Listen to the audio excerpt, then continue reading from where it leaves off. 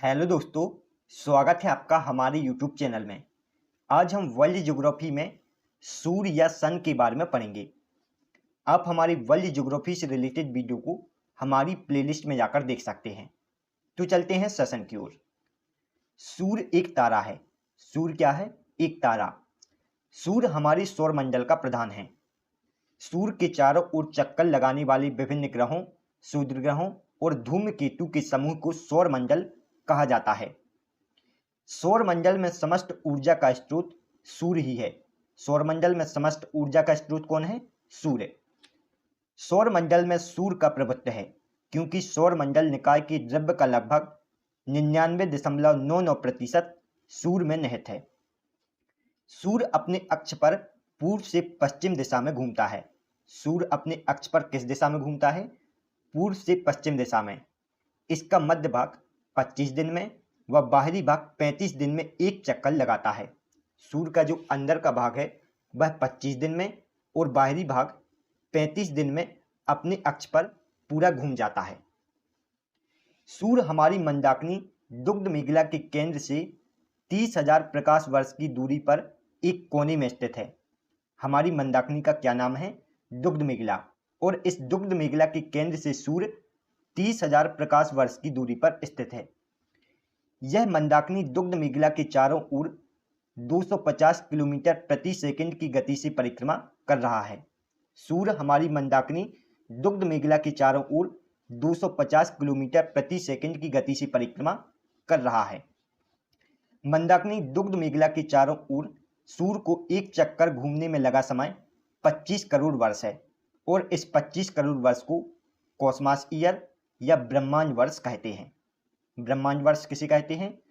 मंदाकिनी दुग्ध मेखला के चारों ओर सूर्य को एक चक्कर में लगे समय को कॉस्मॉस ईयर या ब्रह्मांड वर्ष कहा जाता है।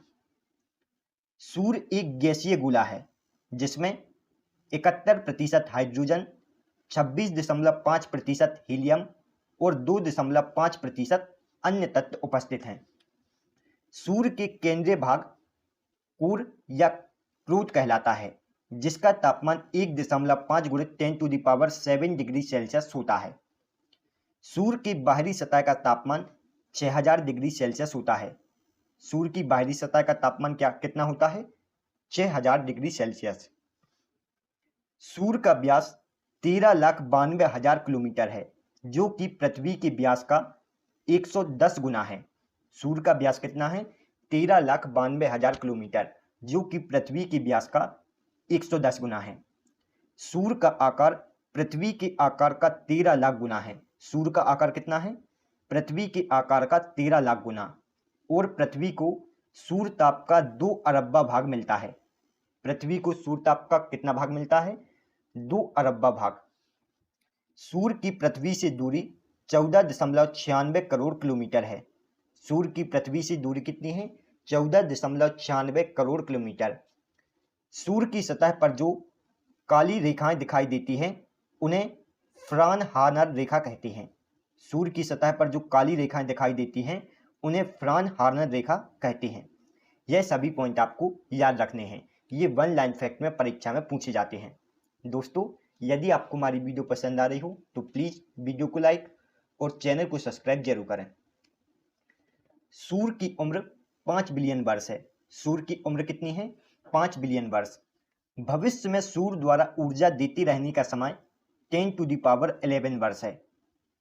सूर्य के प्रकाश को पृथ्वी तक पहुंचने में 8 मिनट 16 सेकंड का समय लगता है।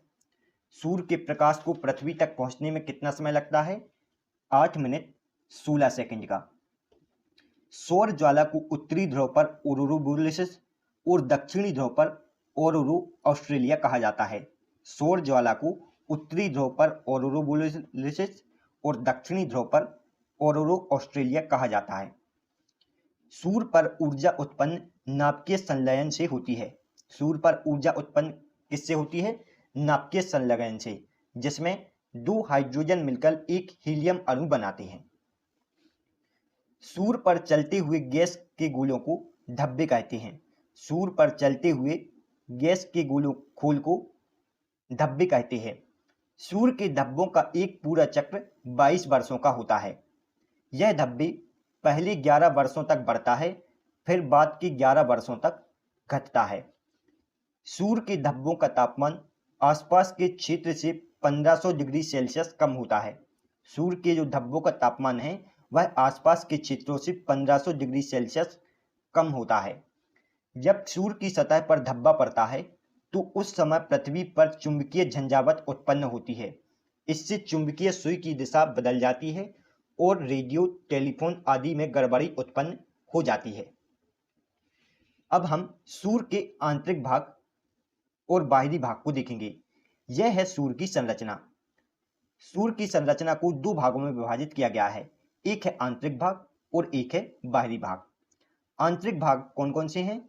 यह है कोर, विकिरण मंडल और संवहन मंडल, जबकि बाहरी भाग हैं प्रकाश मंडल, वर्णमंडल और कोरोना। इन सभी से जो भी महत्वपूर्ण पॉइंट हैं हम उनको नेक्स्ट स्लाइड में देखेंगे। सबसे पहले हम देखेंगे कोर। कोर या क्रूड, यह सूर्य का केंद्रीय भाग कहलाता है। सूर्य का केंद्रीय भाग क्या कहलाता है? क्रूड। और क्रूड का तापमान 1.5 × 10⁻7 डिग्री सेल्सियस होता है। क्रूड में उच्च तापमान पर नाभिकीय संलयन की क्रिया होती है। इस पर ज्यादातर पदार्थ प्लाज्मा अवस्था में पाया जाता है। क्रूड में ज्यादातर पदार्थ प्लाज्मा अवस्था में पाया जाता है। नेक्स्ट भाग है विकिरण मंडल या रेडिएशन जोन। यह क्रूड को चारों ओर से ढकी हुई है।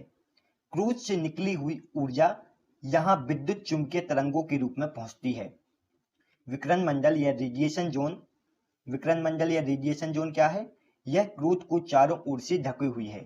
क्रूड से निकली हुई ऊर्जा यहाँ विद्युत चुंबकीय तरंगों के रूप में पहुंचती है। नेक्स्ट भाग है संवहन मंडल या कन्वेंशन जोन। यहीं से ऊर्जा का आगे संवहन होता है।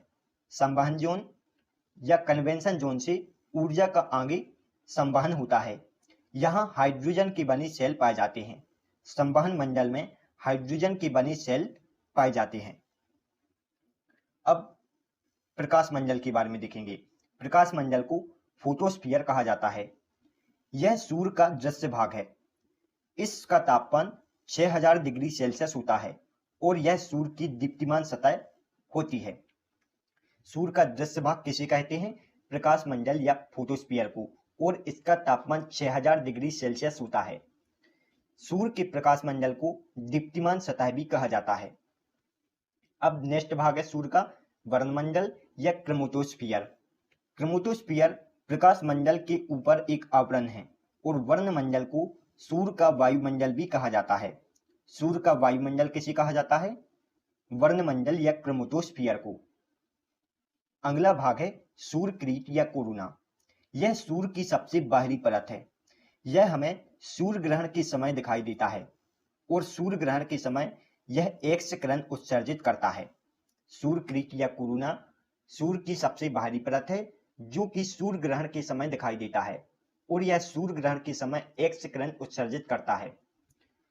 पूर्ण सूर्य ग्रहण के समय सूर्य किरीट से ही हमें ऊर्जा की प्राप्ति होती है।